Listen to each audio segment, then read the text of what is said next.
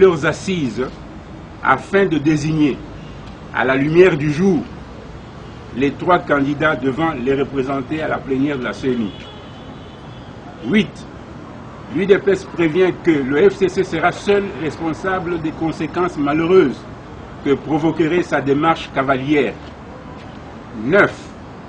Par conséquent, l'UDPS appelle ses combattantes et combattants, ainsi que toutes les forces vives engagées pour la tenue des élections véritablement démocratiques en République démocratique du Congo, à une grande mobilisation pour une marche pacifique de protestation qu'elle organisera le jeudi 9 juillet 2020 dans le strict respect des gestes barrières à la Covid-19.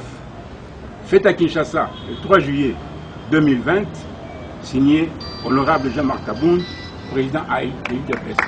Politique de l'UDPS.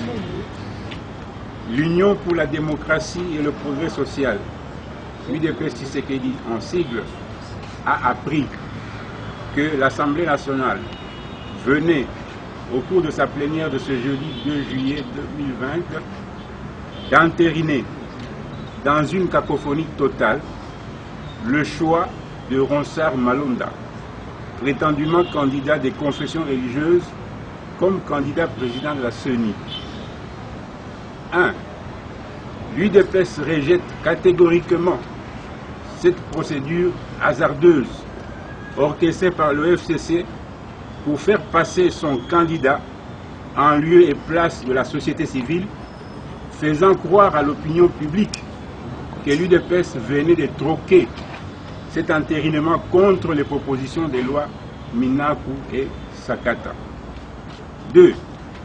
L'UDPS dénonce l'attitude malicieuse et répétitive du FCC, consistant à créer des crises institutionnelles artificielles au pays, afin d'opérer en sourdine des passages en force dans des dossiers qui nécessitent un consensus national. 3. L'UDPS estime à bon droit que l'examen du rapport de la CENI sur le processus finissant déposé au bureau de l'Assemblée nationale ainsi que les réformes idoines sur le processus électoral s'imposent avant la désignation de nouveaux animateurs. 4.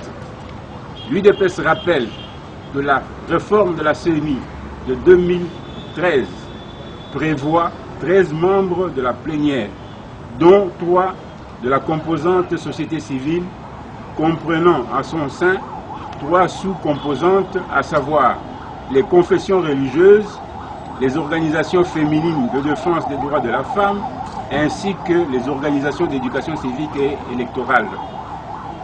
5. L'UDPS constate que M. Ronsard Malonda est contesté par les confessions religieuses dont il serait l'émanation, notamment les catholiques, les protestants et les kimbanguistes, qui dénoncent les irrégularités autour de la désignation de ce candidat. 6.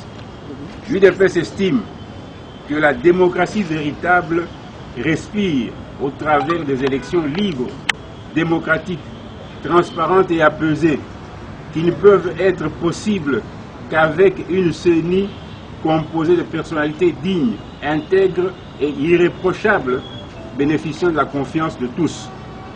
7. Au regard de cette procédure suspecte illégale orchestrée par le FCC, l'UDPS invite la majorité artificielle du FCC à reconsidérer sa démarche et recommande à la société civile en général et à ses 3 sous-composantes en particulier